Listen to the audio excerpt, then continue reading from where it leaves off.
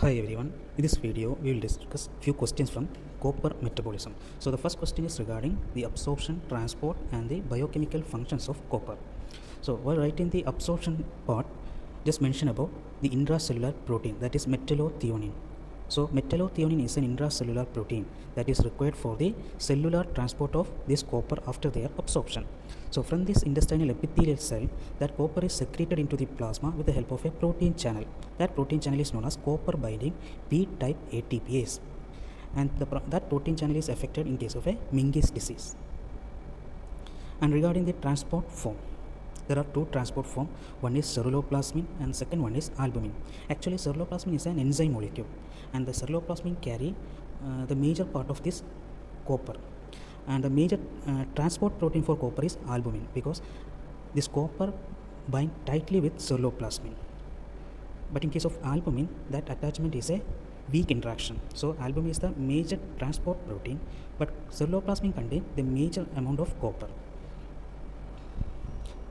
And ceruloplasmin basically is an enzyme molecule which is having ferroxidase activity. And regarding the biochemical function, just write the copper containing enzyme and their function. So the copper containing enzymes are ceruloplasmin, ALA synthase, Lysyl oxidase, Tyrosinase and superoxide dismutase, and just write the functions of these enzymes. So in case of ceruloplasmin, this enzyme having ferroxidase activity, so that is essential for iron absorption. And regarding ALA synthase enzyme, that is essential for heme synthesis. So copper deficiency can produce anemia. And regarding the next enzyme, that is Lysyl oxidase, that enzyme is required for the strengthening of collagen protein. And regarding tyrosinase, which is essential for the formation of melanin from tyrosine. And superoxide dismutase, that enzyme is an important component of this antioxidant mechanism in our body. So copper is having antioxidant action.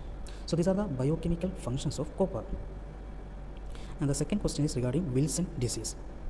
So while writing the Wilson disease, first of all, mention about it is a genetic disorder, and just about the gene. Here the affected gene is ATP7B gene. And then write about the functions of this ATP7B gene. That gene code for a protein that is known as copper binding ATPase. That protein or enzyme having two functions in our body.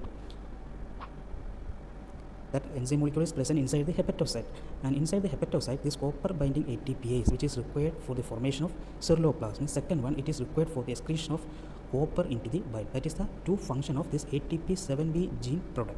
So in case of Wilson disease, this function will be affected. So there will be defective formation of ceruloplasmin and there will be defective excretion of copper into the bile. As a result of this defect, this copper will be accumulated within the liver cell. So that will produce liver toxicity. Later it will lead to liver cirrhosis. So once this concentration exceeds the liver threshold, that copper will be secreted into the plasma, and through the plasma this copper will reaches different tissues in our body where it produces tissue damage. So once it reaches the kidney, it produces renal failure. Once it reaches the brain, it will produces renal damage, and in eye it will produces KF ring formation, that is Kayser-Fleischer ring formation, which can be seen on slit lamp examination. So these are the clinical features of Wilson disease: cirrhosis, neuronal degeneration, renal failure and KF ring. KF ring is a brownish ring around the cornea which can be seen on slit lamp examination. Then write about the investigation part. The major investigation, urinary excretion of copper will be increased and serum ceruloplasmin level will be very low. And the definitive investigation, that is gold standard investigation in case of Wilson disease, is liver biopsy. And the treatment part, just write the role of penicillamine and the zinc.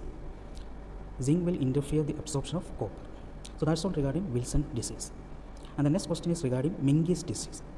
So here the affected gene is ATP7A gene. So it's also a genetic disorder, and it is a X-linked disorders. And that gene product is responsible for the secretion of copper from the intestinal epithelial cell. So as a result of this mutation, copper will be accumulated within the intestinal epithelial cell. So what are the clinical features? Only male children will be affected. There will be abnormal hair, growth retardation, mental retardation and hypopigmentation. So serum copper level will be very low in case of a Menkes disease, because copper is accumulated within the intestinal epithelial cell. And serum ceruloplasmin level will be very low because there will be defective formation of copper, and liver copper content is very low, and the definitive investigation is the intestinal biopsy. There is no definitive treatment for this Menkes disease. And the last question, it is regarding ceruloplasmin. It's a short answer question. So just write, it is a major protein containing the maximum amount of copper, and this protein having an enzyme activity, that is ferroxidase activity, and that activity is essential for the iron absorption. So copper is essential for iron absorption. So copper deficiency can produce iron deficiency anemia, and it is decreased in Wilson disease and in liver disease, and it's a type of inflammatory marker. So its level is increased in plasma in case of infection or inflammation. So it is an acute phase reactant. Ceruloplasmin is a type of acute phase reactant. That's why its level is increased in case of infection and inflammation. So that's all regarding copper metabolism. Thank you.